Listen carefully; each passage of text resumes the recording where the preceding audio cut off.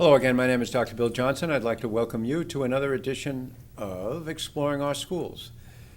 Today we're going to focus on Covert School and a very exciting program that they sponsor there for the 4th and 5th grade children.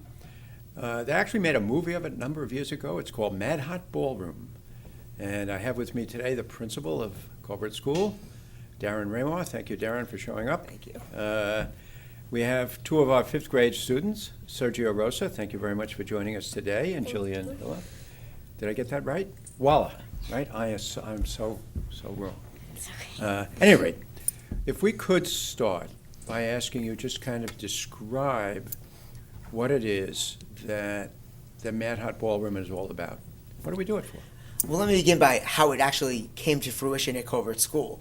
About 11 years ago, on a Friday night, I was forced to go see a documentary called Hot Ballroom.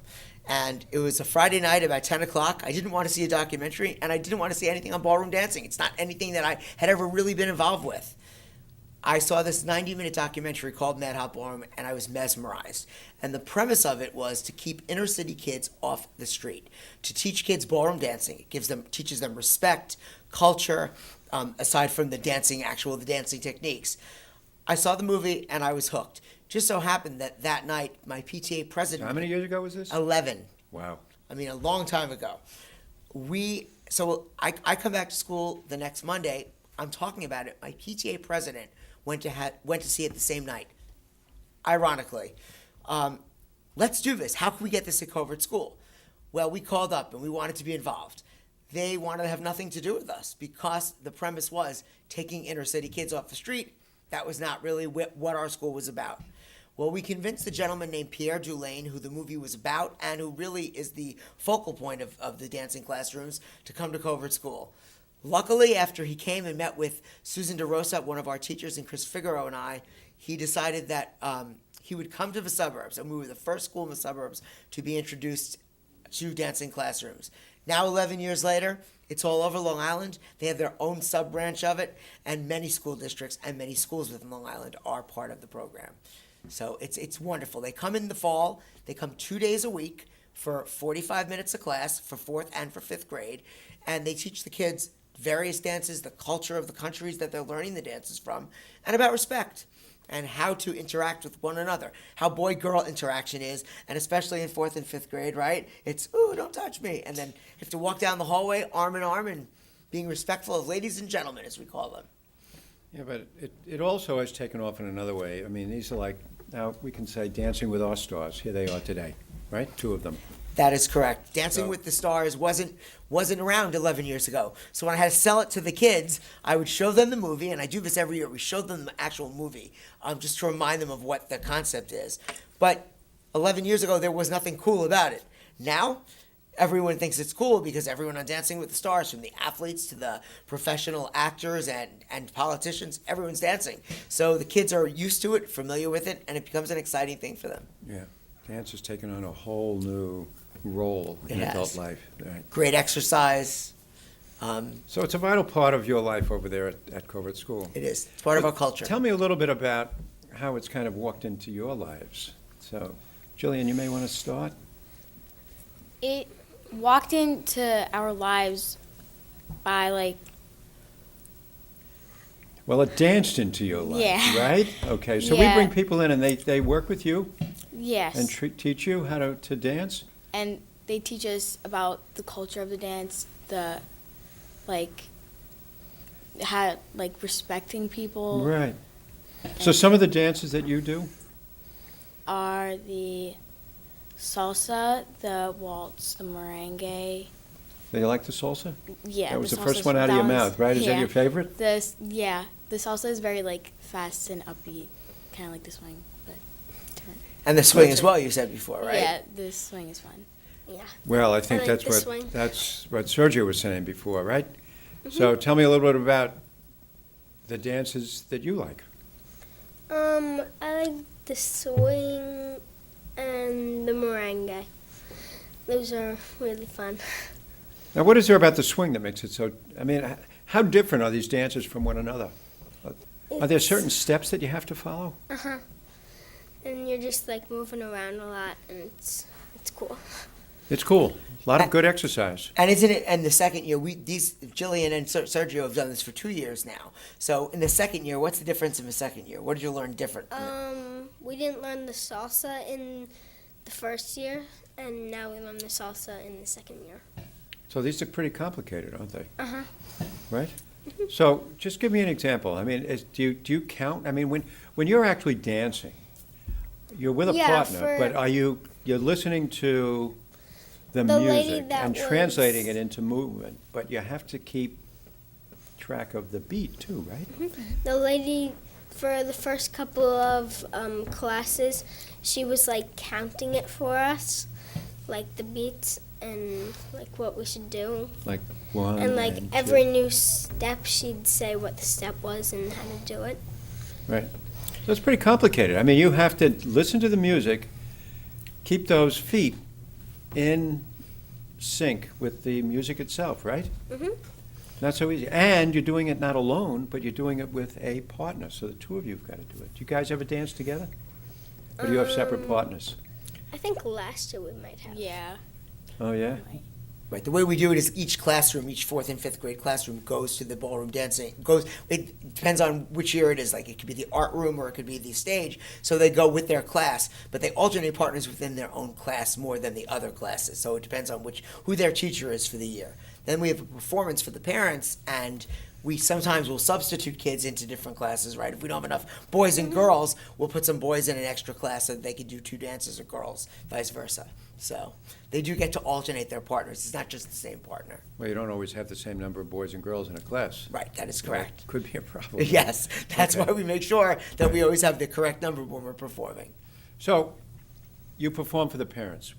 We do. What do you do? We actually perform for the school as well. We want the other kids in the school, K to 3, to see what this is all about and what they're going to get into when they get into 4th grade. It's in December generally when we have the 4th grade perform for the parents for an hour, where they come in and they actually perform various dances.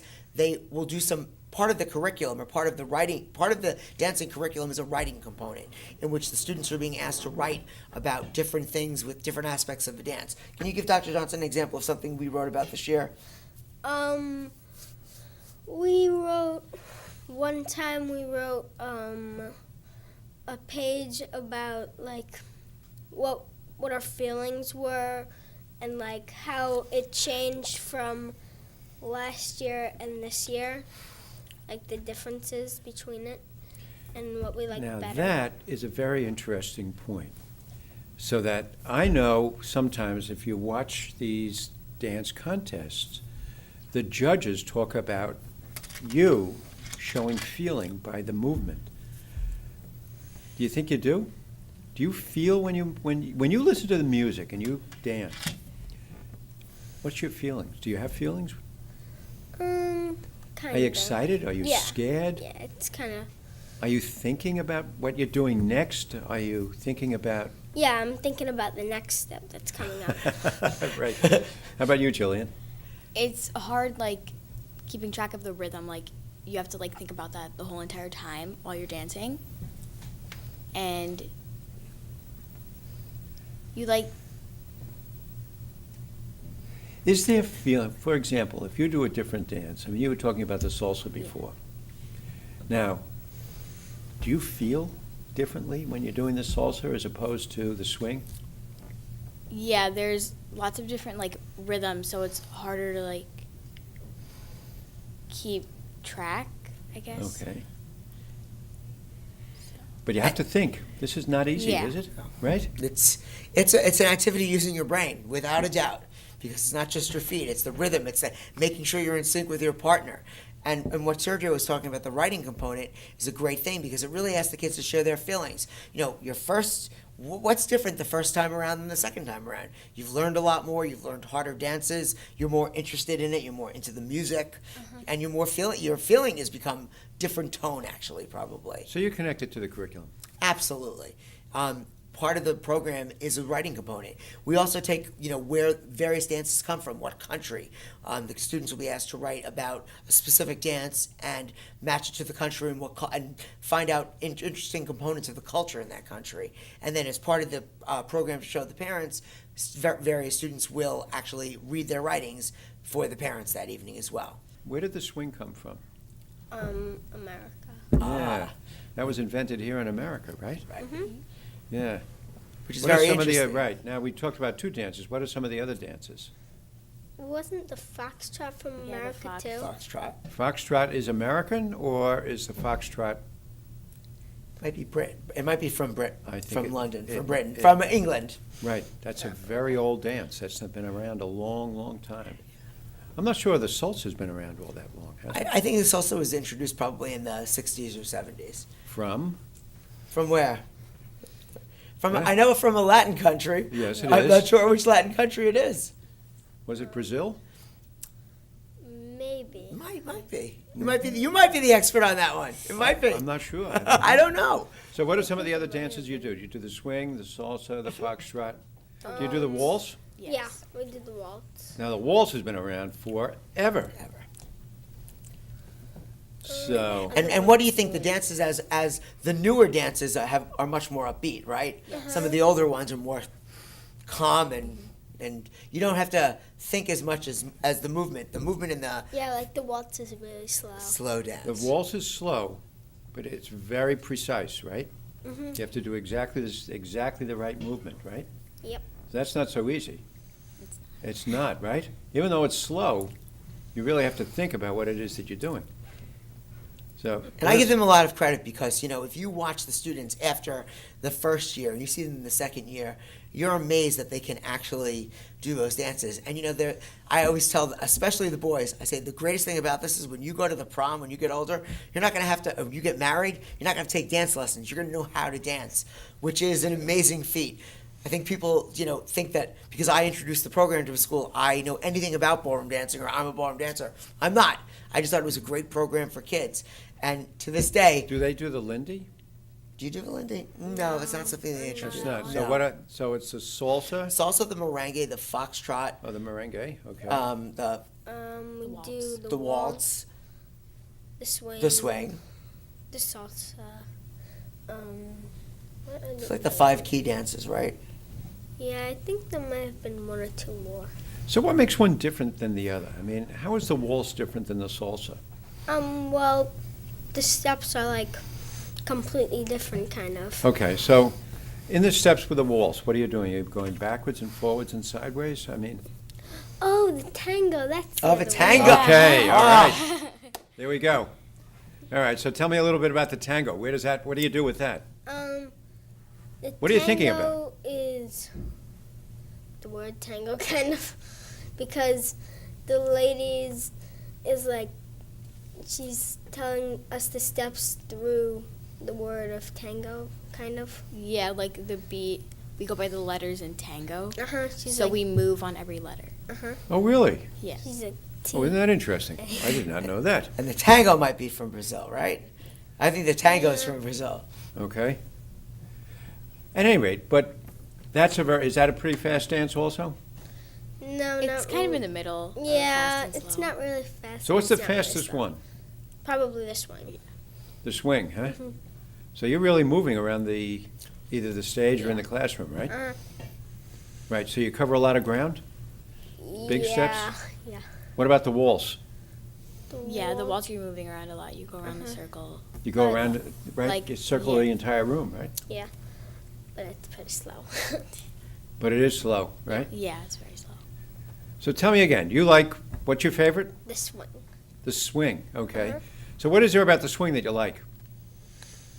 I just like moving around and it's really fast. With a partner. Uh-huh. So who's in control? Yeah. Are you? No, both of us are kind of. Oh, really? So there's not a lead. Oh, really? You each have different responsibilities, so you have to really Yeah. work as a team. Uh-huh. Do you feel the same way? Right? So when you're dancing with somebody, it's just not that person leading you. You're leading together? Yeah. Yeah, pretty much.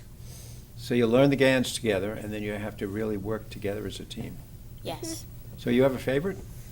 My favorite is the salsa It is. And the reason?